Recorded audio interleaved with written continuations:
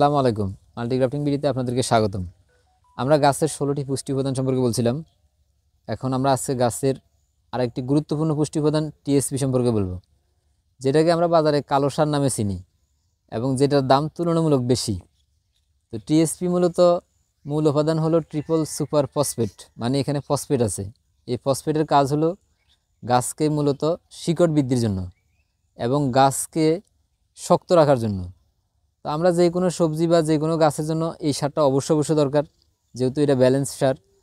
আর এই সারটা সবচেয়ে ভালো সুবিধা হলো এই সারটা অনেক দিন পর্যন্ত স্থায়ী থাকে, মানে অনেক দিন পর্যন্ত এটা গাছ নিতে পারে ধীরে ধীরে। আর অতিরিক্ত ব্যবহার করলে কি হবে, অতিরিক্ত ব্যবহার করলে আপনার গাছে অন্যান্য পুষ্টি উপাদানগুলো কিন্তু সঠিকভাবে শোষিত হবে না, তখন আপনি গাছ কিন্তু সঠিকভাবে বৃদ্ধি পাবে না।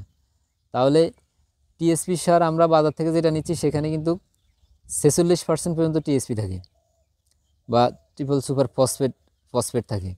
তো এটা পরিমিত মাত্রায় ব্যবহার করুন। এর ফলে আপনার গাছ স্ট্রং হবে, আপনার গাছের বৃদ্ধি সঠিক হবে, আপনার ফলের সাইজ এবং ফলের গুণগত মান অনেক উন্নত হবে। তো ধন্যবাদ। আমরা টিএসপি সারের পরবর্তীতে এমওপি সার সম্পর্কে জানাবো। সেই পর্যন্ত আমাদের সঙ্গেই থাকুন।